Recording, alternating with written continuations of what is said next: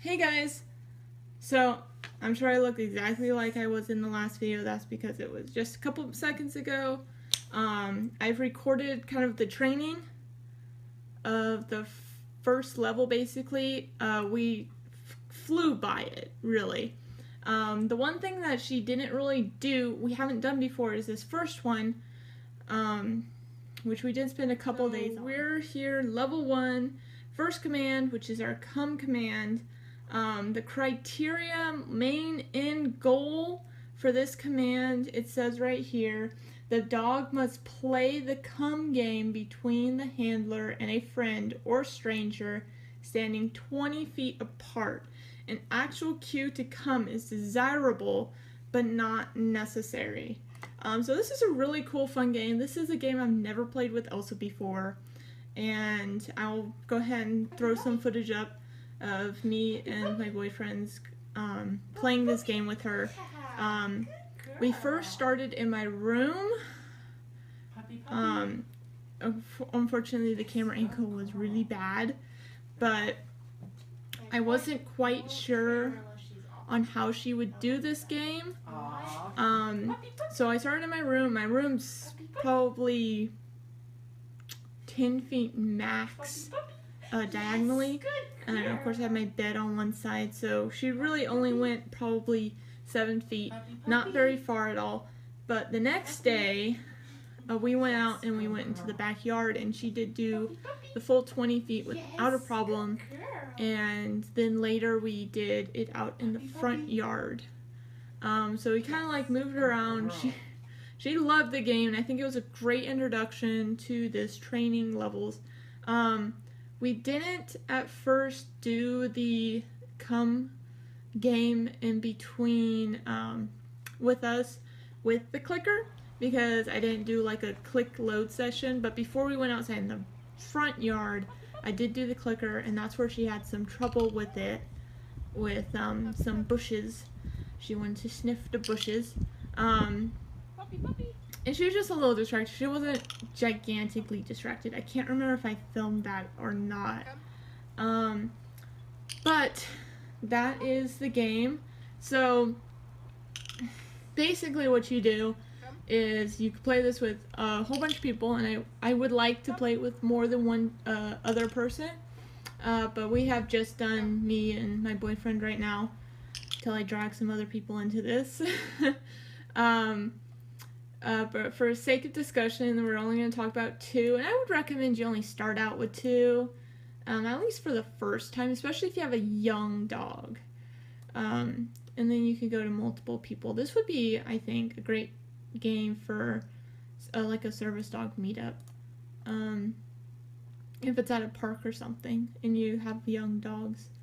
If you're in a room by yourself, please play it off leash. If you're in a room full of other dogs or people, or out at a park, one person can hold the end of a long leash attached to the dog.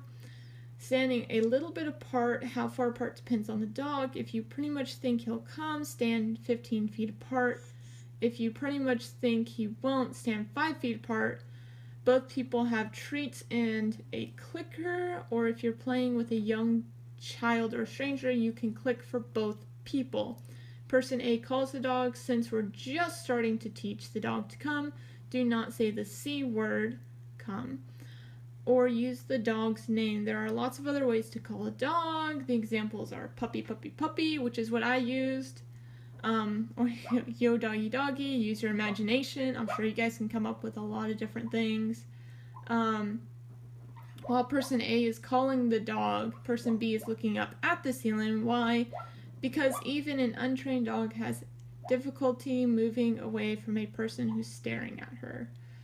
So person A calls the dog. When the dog is partway to him, he clicks and drops a treat in between his feet.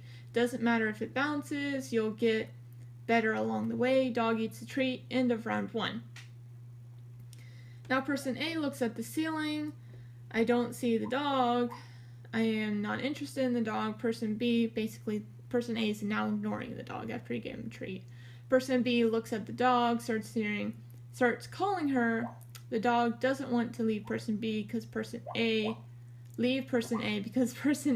gave treats. Look at the ceiling, just reminding you. Person B keeps calling until he gets the dog to come towards him. When the dog is partway to him, he clicks, and drops the treat between his feet. Dog eats the treat. End of round 2. So we didn't drop the treat in between our feet. I think one of the reasons it has you do this is so that you don't get the dog jumping on you. But definitely, if you're standing in the park in a field, you can't really drop the treat into the grass. We had a problem with Zoe. We dropped a treat on one of the games. I remember. I don't think it was filmed or not. If it is, I will throw it up right in the corner. We dropped the treat and she was sniffing the ground, sniffing the ground, sniffing the ground. So yeah, if you're going to drop the treat, make sure you have smooth ground, not even, we were in the back, right now my backyard's dirt, because we are doing yard work right now, so it's just dirt right now before we put the grass in, and we lost the treats in the dirt. So unless you're like smooth, like outside in maybe like the front yard, asphalt, sidewalk, where you can drop treats easily, or a big padded area at a park, like by the picnic area or the basketball field. Usually those are all large areas where you can train that smooth, that you can drop treats easily and the dog will be able to find them. But I didn't drop the treats just because I didn't do the come word either. We did the puppy, puppy, puppy. So even I think if you've never done this game before, don't use your come word. Use the puppy, puppy, puppy. And